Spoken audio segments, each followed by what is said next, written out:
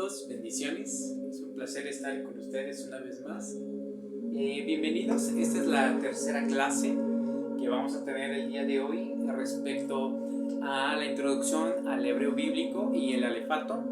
Recordará que en la clase pasada estábamos viendo el concepto acerca de lo que era la perspectiva. Decíamos que la perspectiva de un autor estaba ligada a su cultura, a su filosofía, a su pensamiento y al tipo de escritura, y entre estos cuatro factores forman lo que conocemos como perspectiva del autor. Respecto del pensamiento hebreo, vamos a decir, la perspectiva hebrea está basada en una cultura que está ligada a la agricultura, y la filosofía es una filosofía simple. Hoy en esta tercera clase vamos a ver la diferencia entre la filosofía occidental que tenemos nosotros y la filosofía de Medio Oriente, que es la filosofía en donde se creó lo que nosotros conocemos como Sagradas Escrituras. Entonces tenemos aquí nuestra clase número 3 el día de hoy, filosofía y cultura hebrea. Ya en el video anterior habíamos definido que la filosofía en el tema del hebreo es una filosofía simple.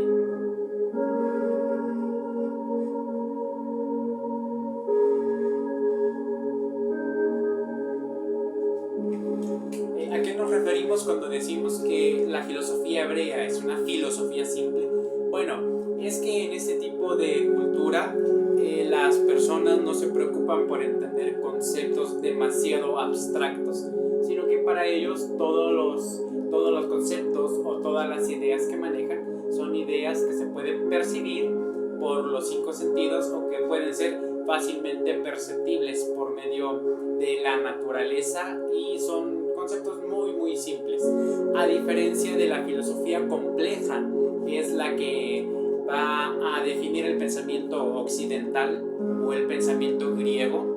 La filosofía compleja se preocupa de descubrir aquellas circunstancias, aquellos conceptos que no pueden entenderse tan fácilmente, sino que requiere una reflexión y requiere un razonamiento profundo. Pero por parte de la filosofía del pensamiento hebreo, esta es muy simple. Hoy vamos a ver un ejemplo de esto. Y también decíamos que la cultura hebrea está regida por la agricultura.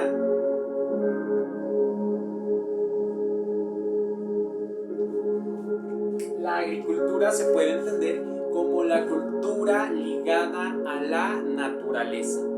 Todos los conceptos que los escritos hebreos tienen fueron tomados directamente del pensamiento de la naturaleza. Mientras ellos estaban en contacto con el campo, con los animales, con la vegetación, tomaban de su entorno palabras y conceptos que posteriormente plasmaron en la escritura.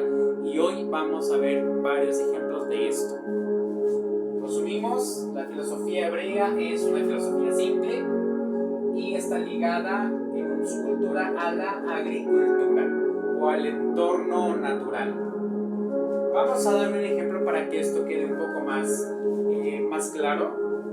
Nos falta aquí otra parte que es el pensamiento, pero este concepto del pensamiento hebreo lo vamos a ver un poco más adelante porque es un poco más complejo. Pero hoy nos vamos a quedar con estos dos conceptos: filosofía simple y una cultura ligada a la agricultura.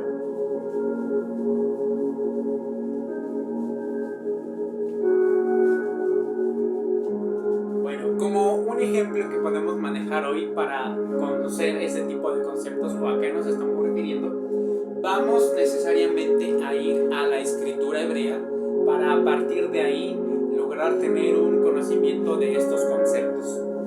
Vamos a ir al Salmo número 29 en el verso 10, y vamos a tratar de interpretarlo desde la perspectiva hebrea, considerando su cultura basada en la agricultura y considerando su filosofía simple. Si tienen la oportunidad oportunidad de ir a su escritura y abrir el mismo pasaje, sería muy amable para que pueda ir dándose cuenta que el texto que estamos leyendo aquí es muy parecido al que tenemos en español. El texto en español dice: Adonai se sentó en medio del diluvio y se sentó el Señor por rey para siempre. Yo creo que la versión que usted tiene en español no varía mucho del texto que acabamos de leer. Pero ¿qué dice el texto hebreo?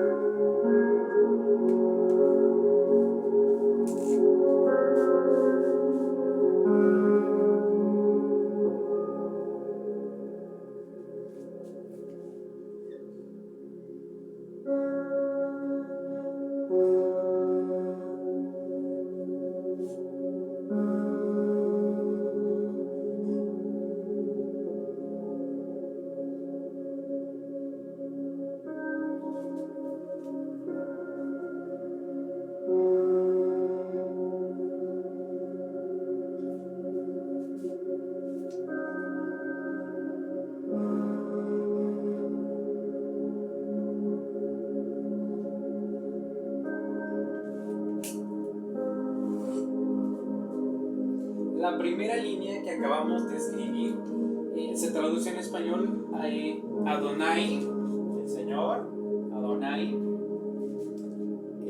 se sentó en medio del diluvio. La traducción del texto que tenemos aquí es el siguiente: Adonai le mabul yasab. Voy a poner aquí abajo la fonética para poder entender lo que estamos hablando. Voy a poner aquí que esta primera frase es Adonai.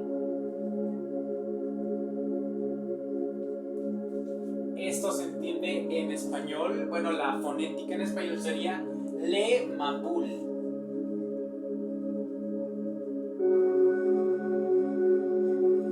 Le Mabul Yasab.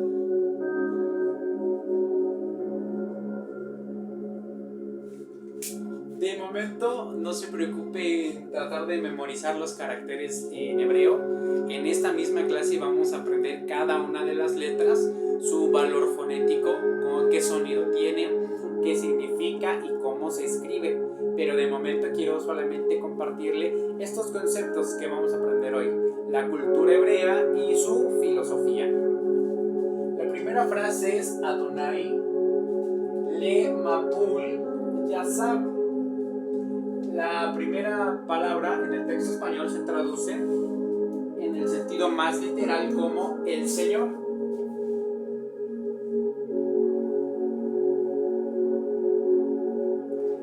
El Señor.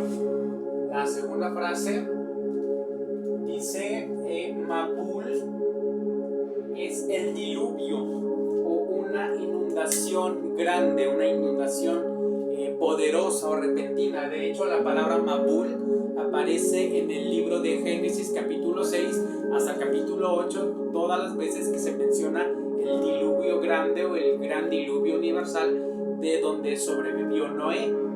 Mabul es Le Mabul, se entiende como en el diluvio.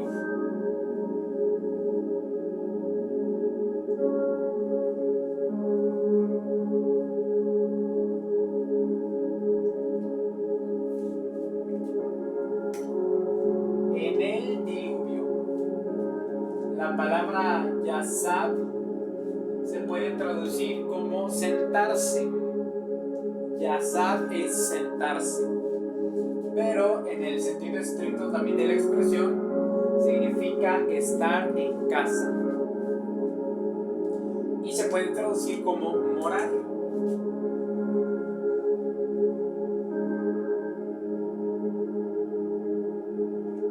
Entonces la frase que nosotros tenemos aquí es la siguiente: el Señor en el diluvio mora, o el Señor en el diluvio habita.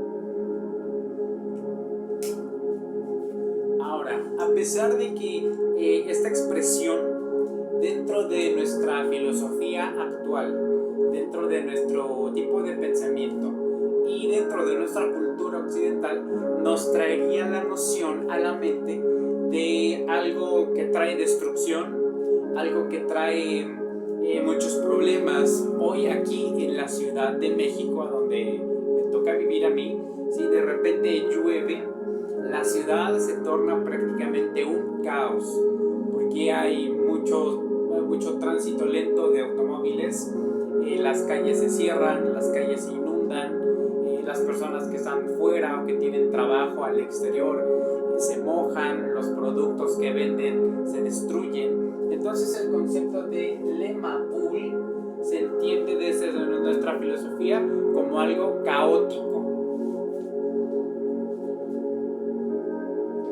Pero no es así de la misma manera dentro de la filosofía o dentro de la cultura que está basada en la agricultura. Para la mente occidental, la mente citadina, podríamos decirlo, el concepto de lema pool trae destrucción y caos. Pero desde la perspectiva agrícola del pensamiento de los antiguos hebreos, la inundación traía bendición. Recordando un poco la historia de Noé, si usted va al capítulo 5 del libro de Noé, la escritura dice que Noé llevaba el nombre de Noah en hebreo porque él traería descanso en la tierra que el Eterno maldijo. Recordará el pasaje de Génesis capítulo 3 donde el Eterno maldice a la tierra y le dice a Adán que la tierra no le iba a volver a dar frutos buenos, sino que iba a producir cardos y espinas. ¿Ok? Entonces, cardos y espinas producía la tierra, y cuando llega Noé, a través del diluvio, el Eterno quita la maldición de la tierra. Y usted dirá, ok, es difícil de entenderlo porque por medio del diluvio mucha gente murió. Bueno, el Eterno explica en la Torá que esa gente falleció y murió porque su corazón estaba siempre de continuo al mal. Pero en Génesis capítulo 3 encontramos que el Eterno maldijo la tierra y la tierra solamente producía cardos y espinos, que son plantas que no producen frutos para poder comer. Cuando llega Noé va a sobrevivir al diluvio, pero el diluvio vuelve a traer nutrientes a la tierra, porque desde la perspectiva de la cultura agrícola y desde la filosofía simple, la lluvia es sinónimo de bendición y de que la tierra vuelve a recibir nutrientes para dar vida. Eso de repente en nuestra cultura occidental es difícil de entender, porque volvemos a repetir, vemos una tormenta torrencial solamente como algo que genera caos y problemas, pero desde la perspectiva hebrea, la lluvia era una lluvia que traía bendición para que la tierra pudiera volver a ser fructífera. Entonces, desde esa perspectiva tenemos que entender este pasaje, no desde la perspectiva del caos. No podríamos entender que el Señor en medio del diluvio mora para traer caos o para traer destrucción, sino que el Eterno está en medio del diluvio porque Él habita ahí para traer bendición, para que la tierra reciba nutrientes y esos nutrientes puedan germinar y puedan darle sustento a la vida del hombre. Entonces, fuera de entender que el concepto de que Dios esté viviendo en medio del diluvio no es para mal, sino es una bendición. Y ahí cambia ya la perspectiva que nosotros podemos tener del texto desde nuestra propia cultura a interpretarlo desde la cultura de Medio Oriente. Cuando en el desierto había una sequía muy prolongada y las personas veían que en cierta temporada las lluvias torrenciales llegaban, el desierto se volvía un desierto que ahora era fructífero, que ahora tenía la capacidad de volver a producir comida y alimento para la gente que vivía ahí, y eso era una bendición. Entonces la gente que escribió este texto estaba diciendo que cuando ellos veían venir la tormenta o la inundación, Sabían que Dios estaba en medio de esa tormenta para bendecirnos.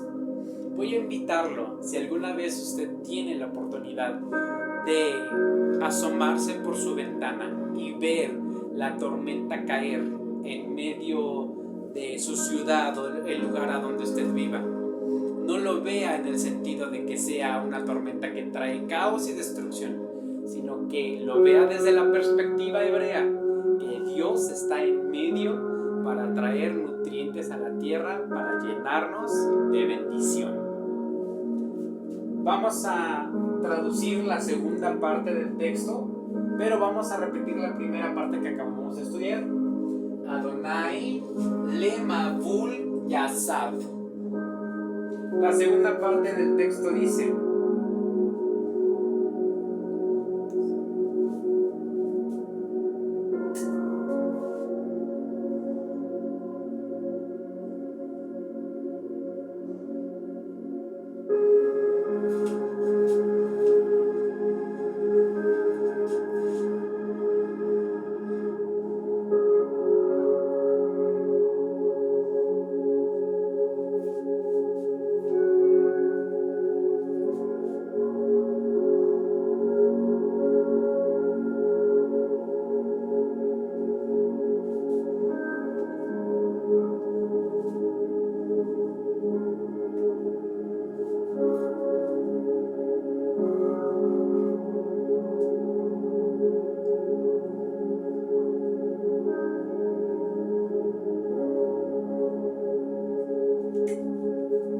esa es la segunda parte que tenemos en el mismo texto del Salmo 29, verso 10. Ya analizamos la primera, ahora vamos a analizar la segunda, siempre tratando de enfocarnos en la perspectiva hebrea, no en nuestra propia perspectiva. Y la palabra que tenemos aquí en esta primera frase es Vayased. Vayesed. Vayesed.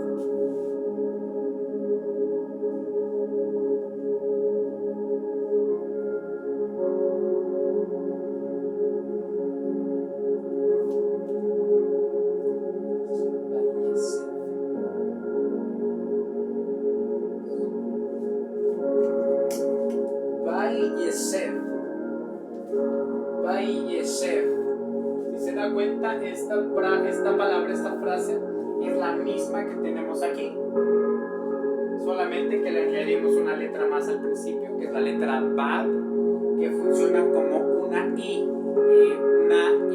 en nuestro español para juntar dos palabras. Es una partícula de conjunción. Cuando decimos Joel y Brenda, estamos usando una Y para unir los dos nombres y señalar que van juntos. Esta misma letra, que es la letra Bad, tiene la misma función, pero aquí cambia la entonación. Vayeshed. Vayeshed vuelve a tener el mismo significado acá, de sentarse. Aquí dice y se sentó.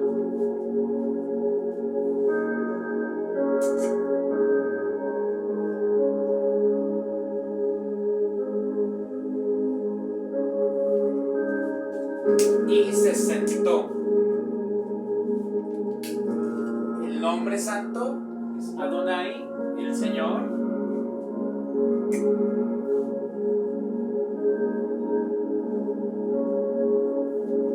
La traducción en español más correcta sería el Señor.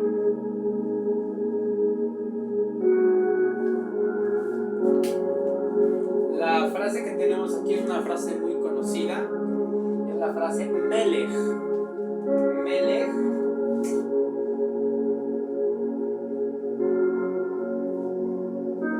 en el texto hebreo significa rey.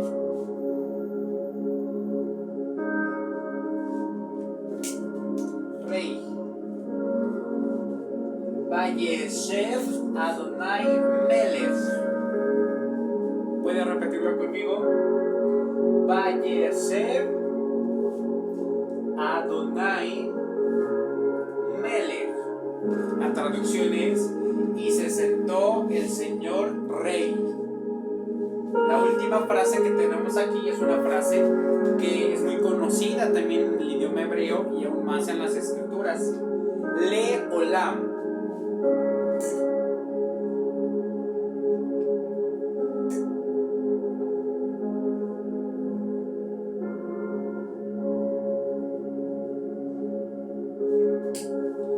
Olam, la traducción en español se puede entender como por siempre o para siempre o eternamente. Vayasef Adonai Melech Leolam.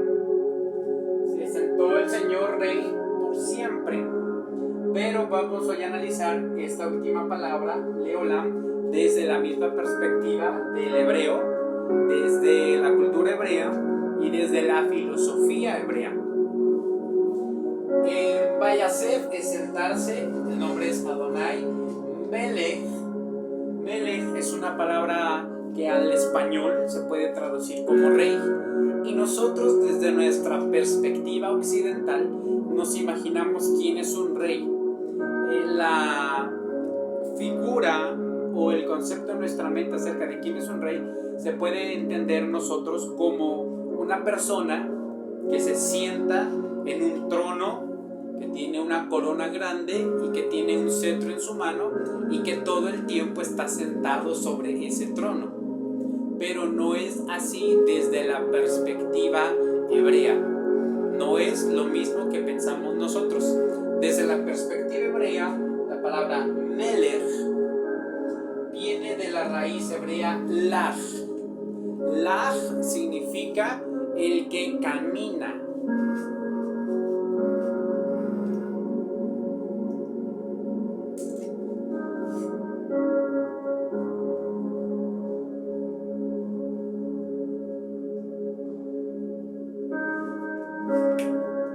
Melech significa literalmente tener el bastón en la mano.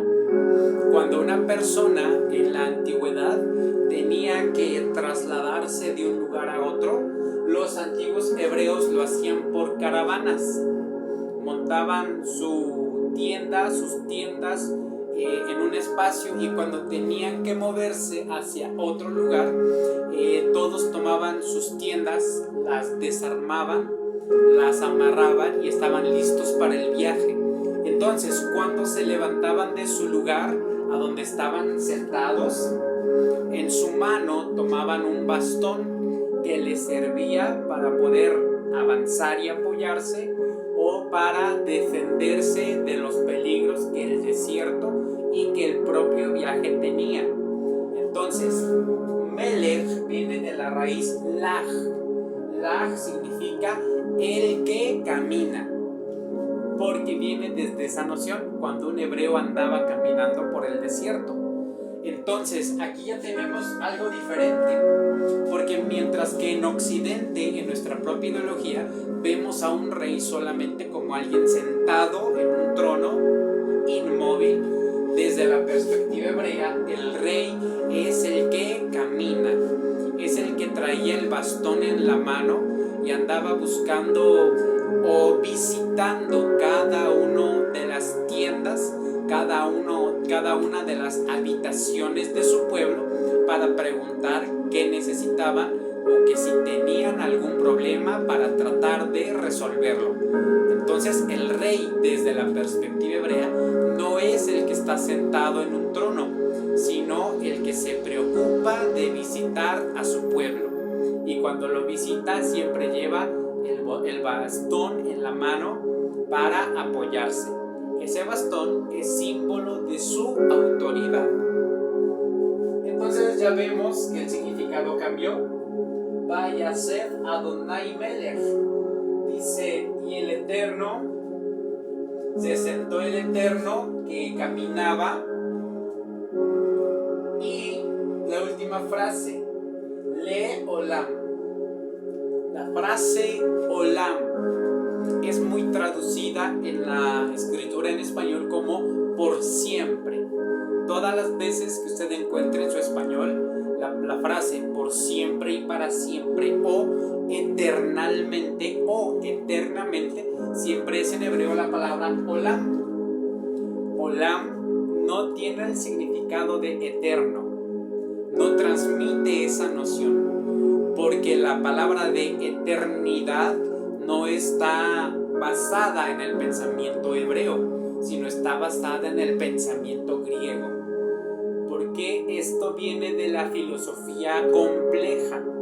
El hebreo es una filosofía simple, pero el concepto de eternidad es una frase compleja, viene de la filosofía compleja de los griegos, porque necesitamos razonar el concepto de eternidad y nuestra mente no alcanzaría a explicar qué es la eternidad. Podríamos definirlo como un tiempo muy largo que se extiende hacia el frente o un tiempo muy largo que se extiende hacia atrás, hacia el pasado.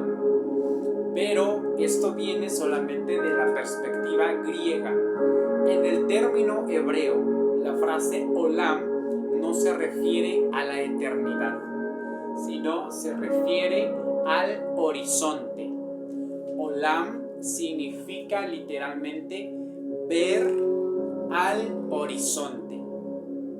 De manera que si usted en este momento pudiera pausar el video, asomarse por su ventana y tratar con su vista de ver lo que está más allá del horizonte, seguramente le resultaría muy difícil.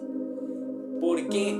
Porque nuestra vista no alcanza a ver qué hay más allá del horizonte. La palabra olam en el texto hebreo significa ver hacia el mar. Ver hacia el mar, eso es olam. Cuando una persona se para a la orilla del mar y con sus ojos ve hacia el mar y trata de calcular la distancia y trata de saber qué es lo que hay más allá del horizonte, su mente se pierde porque no puede percibir qué hay más allá de lo que sus ojos alcanzan a ver.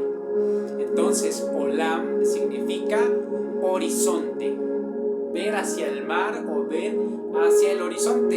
Y si se da cuenta, nada tiene que ver con el concepto de eternidad que la traducción en español tiene. Vamos entonces a regresar a nuestro texto.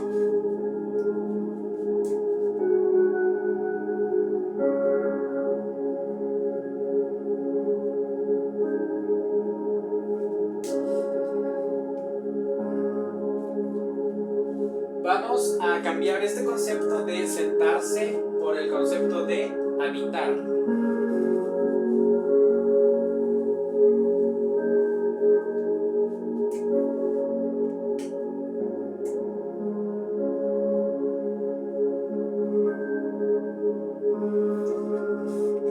Ahora sí podemos dar una interpretación más clara del texto desde la perspectiva hebrea. El español dice: el Señor preside en el diluvio y el Señor se sentó como rey para siempre. La traducción del hebreo dice: el Eterno en el diluvio habita, y habita el Señor en el horizonte. ¿Qué quiere decir con esto? Que cuando nosotros imaginamos este texto, cuando dice que Dios, el Eterno, reina eternamente, nos imaginamos esto como en un periodo muy vasto, muy largo, difícil de imaginar o difícil de concebirlo a través de nuestros 5 sentidos: nuestros ojos, la nariz, la boca, los oídos. Pero desde la perspectiva hebrea, su pensamiento simple es este: que el Eterno está en medio del diluvio y ese diluvio trae bendición y prosperidad. Luego dice que Él habita caminando, o Él está caminando siempre hacia el horizonte, en el sentido de que cuando un hebreo veía la lluvia caer y luego levantaba la vista hasta donde sus ojos podían ver y veía muchas plantas y veía muchos árboles y veía muchos animales viviendo en este ecosistema, ellos sabían que el Eterno estaba morando muy cerca de ellos. No se lo imaginaban en un lugar distante, muy alejado, sino que cuando ellos veían que la lluvia volvía a caer, sabían que Dios estaba ahí con ellos. Entonces quiero que pueda meditar en esto que acabamos de analizar. Quiero que pueda meditar en la diferencia que tiene poder interpretar la Biblia desde nuestra propia perspectiva a la perspectiva original. Para nosotros la lluvia es sinónimo de caos y de problemas, pero para la perspectiva hebrea es de bendición y de prosperidad.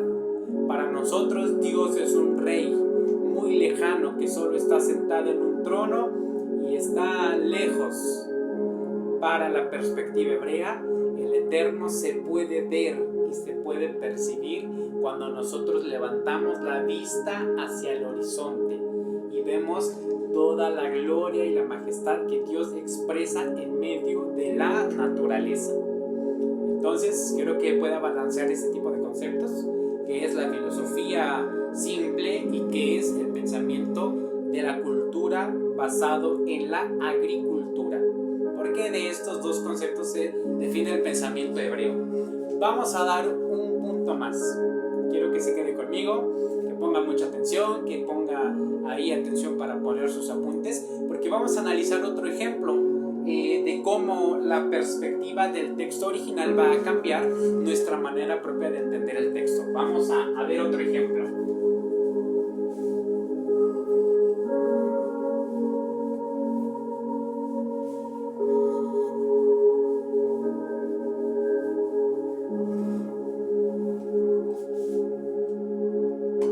Vamos a ir rápidamente al texto del profeta Isaías, en el capítulo 40, en el verso 22.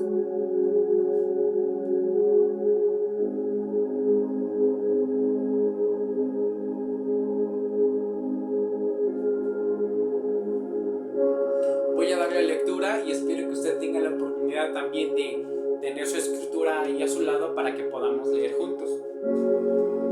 Dice el profeta Isaías, capítulo 40, verso 22: Él está sentado en el globo de la tierra, cuyos moradores le son como langostas.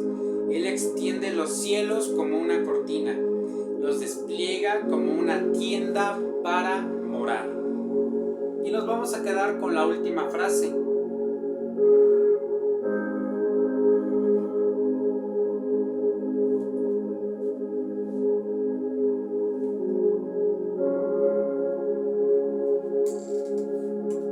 La última frase del texto en hebreo es la siguiente.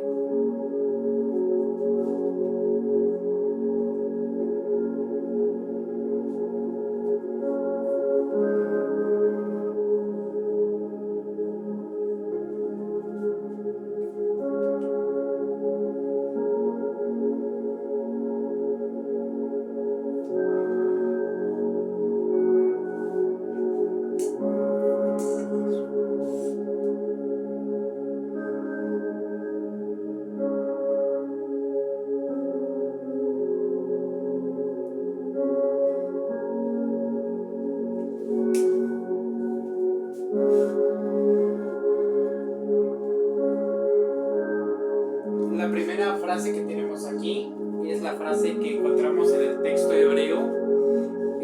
La traducción al español dice: Él extiende los cielos como una cortina.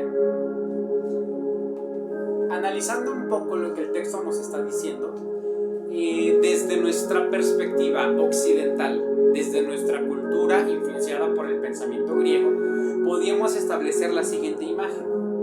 Cuando dice Él extiende los cielos como una cortina, podríamos visualizar en nuestra mente que el cielo es como una cortina. Para nosotros, una cortina es un lienzo que cuelga verticalmente a través de un poste horizontal, y una cortina está o tiene el objetivo de tapar la visión de algo, cerrar la visión de algo. Si usted tiene una ventana, le pone a la ventana una cortina para que la luz del exterior no no entre hacia su hogar. Para nosotros una cortina es como un lienzo que cubre algo, que hace que algo se esconda. Tenemos el clásico ejemplo del telón que hay dentro de las salas de cine o de teatro. Para nosotros no ver a los artistas, bajan la cortina y quedan lejos de nuestra vista. Cuando venimos al profeta Isaías y leemos este capítulo y dice que el Eterno extiende el cielo como una cortina, lo que pasa en nuestra mente es pensar que Dios extendió el cielo para esconderse y nos imaginamos que Dios está detrás del cielo escondido y que el cielo para nosotros es como una cortina que nos aleja de su presencia. La cortina es algo que genera división. Pero, ¿qué dice la expresión del texto hebreo?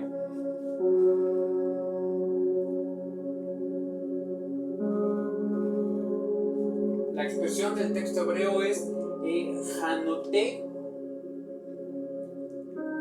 Es Anoté.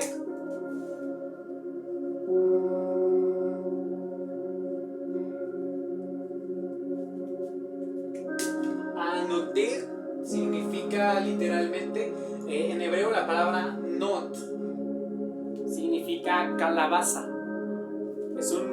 Es una verdura, es una calabaza que seguramente todos nosotros conocemos.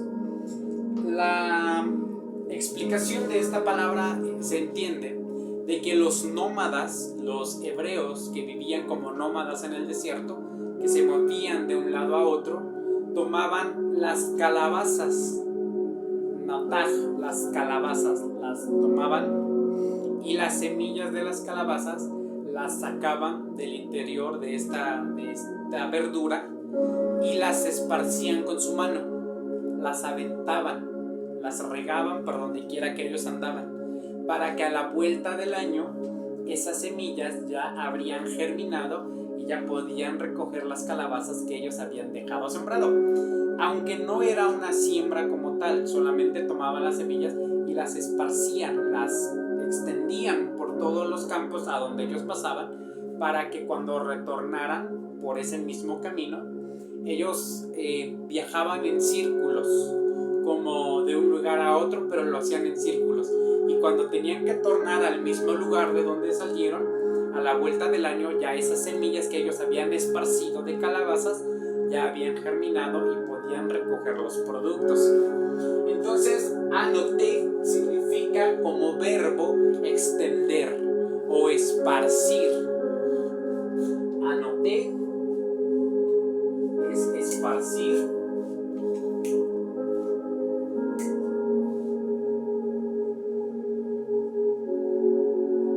O extender.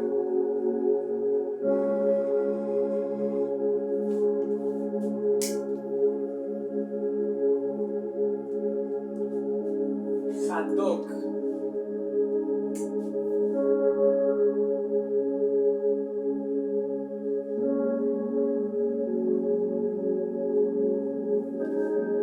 Hadok.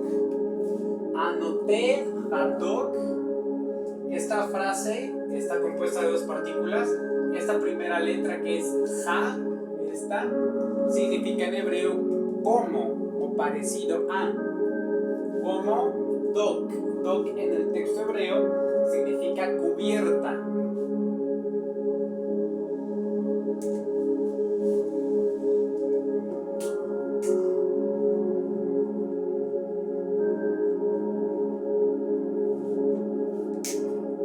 Y la última es Shamaim.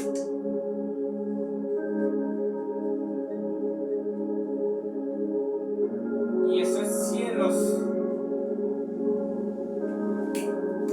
Anoté Hadok Shamaim. Anoté Hadok Shamaim. La interpretación desde la perspectiva es la siguiente. Él extiende como una cubierta los cielos. La palabra dok se entiende como cubierta, como algo que protege. Su equivalente en el texto hebreo es otra palabra que es cafar, que es cubrir, que es la cobertura de una tienda. Imagino que alguna vez usted ha visto una tienda de beduinos o una tienda de nómadas en el desierto. Era la construcción de 4 cortinas alrededor y sobre ellas se tendía o se extendía una cubierta. Esa cubierta en hebreo es dok. Esa cubierta servía para proteger a las personas de la intemperie. Era el techo de la tienda de campaña. Esa tienda era montada por el padre de familia porque era un trabajo muy pesado. Esta cortina o este velo que se ponía sobre las tiendas como techo estaba elaborado con pelos de camello que estaban trenzados o tejidos o pelos de tejón, de manera que este techo no era una tela uniforme, sino que tenía varios espacios a donde los pelos de camello no podían cerrarse. Entonces tenían ciertos espacios o ciertos orificios. Entonces cuando la gente entraba a la tienda y se recostaba sobre el suelo, cuando veía hacia el techo de la tienda podía ver la luz del sol filtrándose entre los espacios que esta tela o este velo tenía. Entonces, para la gente que estaba dentro de la tienda, la visión era como que sobre ellos estaba un manto lleno de estrellas. Pero esta cubierta solamente la ponía el padre. De hecho, dentro de la tienda de morar para los beduinos hay un poste central, el poste que levanta el techo. Ese poste en el texto hebreo se llama ab, que significa poste, que sostiene la tienda, pero la misma palabra ab significa padre, de manera que cuando el texto hebreo dice Él extiende los cielos como un techo, como una cobertura, está diciendo que el Eterno creó el cielo, lo extendió como si fuera la cobertura de una tienda.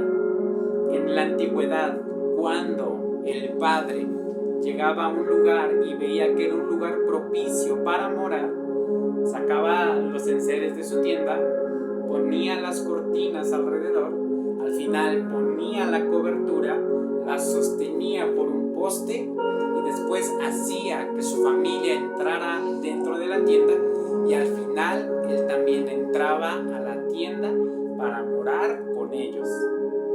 Desde esa perspectiva, cuando dice que el Eterno extiende los cielos como una cobertura, está diciendo no que el Eterno esté fuera, sino que la tierra es como una tienda de morar, el cielo es como el techo de esta tienda, y cuando el Eterno finalizó el construir esta tienda para nosotros, Él entró a morar junto con nosotros a esta tierra. Él no está lejos, más allá del cielo, sino que Él está morando cerca de nosotros. Y es lo que dice al final el texto en español. El texto en español dice: Él extiende los cielos como un techo, los despliega como una tienda para morar. El Eterno, nuestro Dios, hizo nuestra tienda, nuestra cabaña, le puso el techo que es el cielo y después Él entró a morar con nosotros.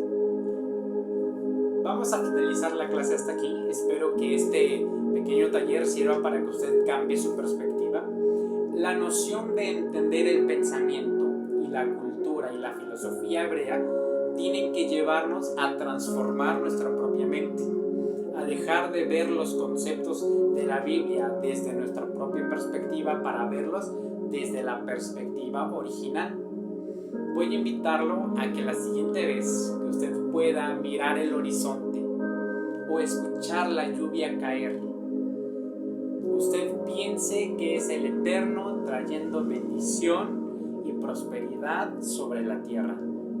La siguiente vez que usted pueda ver el cielo estrellado, imagínese que ese es el techo, el cielo de esta tienda que el Eterno hizo para nosotros, tienda en la que Él está morando a nuestro lado.